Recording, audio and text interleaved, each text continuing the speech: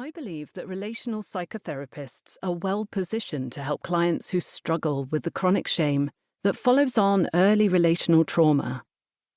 If it's a core problem for them, we need to address it, always subliminally and often directly. It is indeed possible to work with chronic shame effectively, as illustrated in the second part of this book.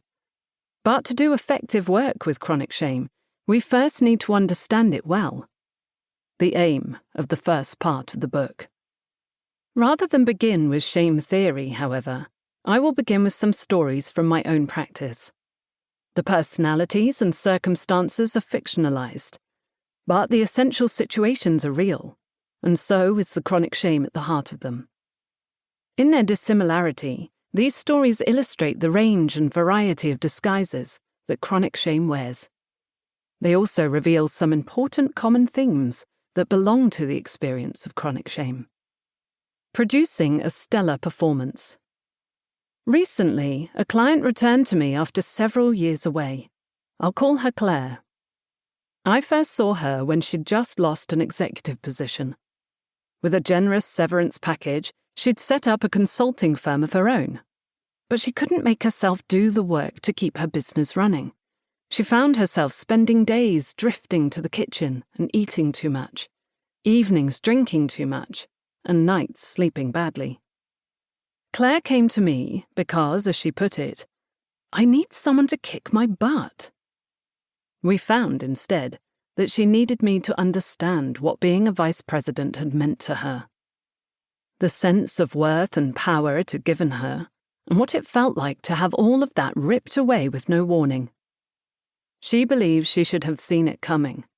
She thought maybe she should have refused the package and fought back. But nobody wins against company lawyers. As Claire came to realize that there was nothing she could have done, she began to feel the pain of her loss more acutely, and then she could accept the sadness and anger of a grief process. She was surprised to find that on the other side of grief, she was less anxious and more able to organize her life productively. It seemed our work was done. Claire returned 4 years later. Her consulting firm was now a partnership of 2, and they were writing a book. She had also turned her hobby of buying, renovating, and selling houses into a second business. She felt competent and powerful again, but there was something wrong in her marriage. She was on the verge of having an affair. I suggested couple therapy with a colleague, and she saw me concurrently. Claire had never spoken much about her husband, whom I'll call Jeffrey. They had married in their late 30s and decided not to have children. They had interests in common: travelling, golf, building a cottage. She made him laugh, and he was like a rock for her. A buttoned-down accountant, but a really good man.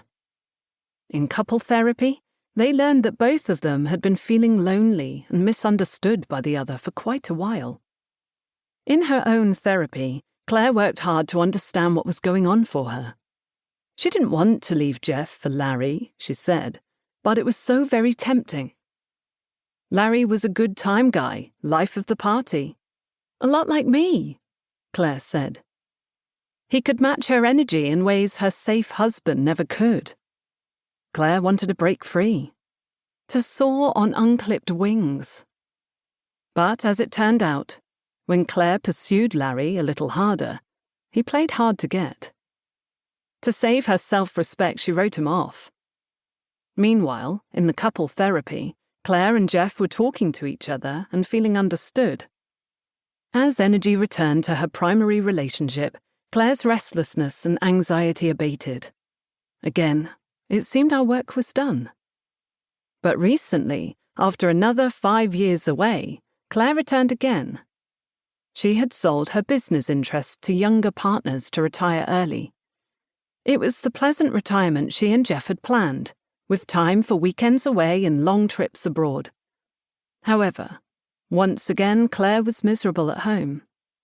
"I can't believe I feel this bad," Claire told me in her first session back. "Stuff from years ago is coming back to me. I think about losing the VP position, how that could have been different. If I'd just been smarter."